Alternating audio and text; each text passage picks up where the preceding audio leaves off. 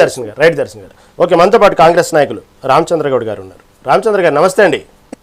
నమస్కారం అండి, మిత్రులకు అందరికీ నమస్కారం. రామచంద్ర గారు, దిమాగి నక్సల్స్ మీద చాలా వ్యతిరేకత వచ్చింది. ఈ వ్యాఖ్యల పట్ల రాహుల్ గాంధీ కూడా చాలా సీరియస్ అయ్యారు. వాస్తవంగా ఎవరిని ఉద్దేశించి అన్నారని మీరు అనుకుంటున్నారు?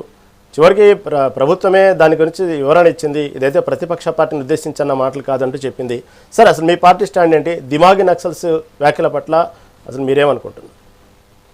యాక్చువల్గా మోడీ గారు స్వతంత్ర దినోత్సవం రోజు మాట్లాడాల్సిన మాటలు కావు. ఆయన విలువను అంటే ప్రధానమంత్రి హోదాలో ఆయనకు గర్వం ఎక్కువైపోయి ఆయన మాట్లాడాల్సిన మాటలు కాదు, అది పద్ధతి కూడా కాదు.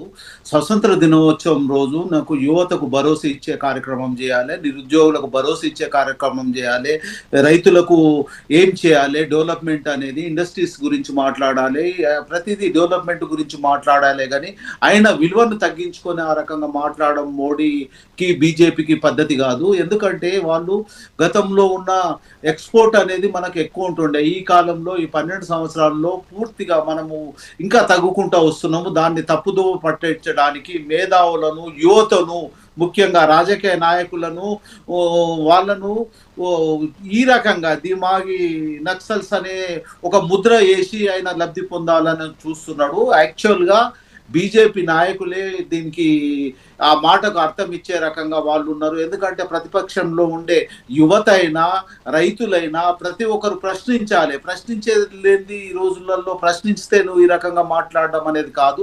నీ దగ్గర ఇంటెలిజెన్స్ ఉందని ఆ రకంగా మేధావి మాట్లాడుతున్నావు కదా. ఇంటెలిజెన్స్ ఉంటే నువ్వు ఏం చేస్తున్నావు? నక్సల్స్ ఎవరు ఉన్నారు, ఏ రకంగా ఉన్నారు, ఏ రకంగా నువ్వు తీసుకురావాలి. నీ చేతగాక దద్దమ్మగా మాట్లాడే మాటలు ఈ రకంగా ఉన్నాయి. అయినా ఆ రకంగా మాట్లాడేది మోడీ గారికి కాదు, ఈ రకంగా మాట్లాడాల్సిన పద్ధతి కాదు.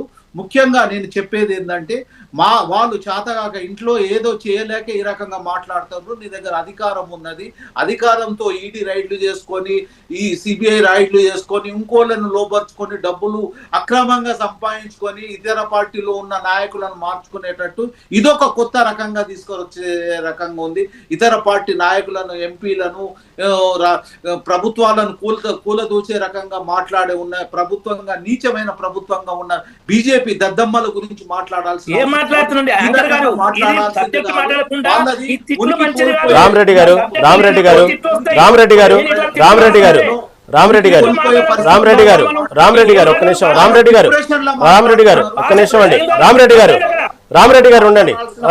ఉండండి.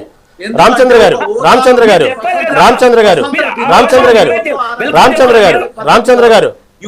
ఒక మాట ప్లీజ్. రామచంద్ర గారు, మనం సబ్జెక్ట్ మీద మాట్లాడదాం, వ్యక్తిగతంగా వద్దు.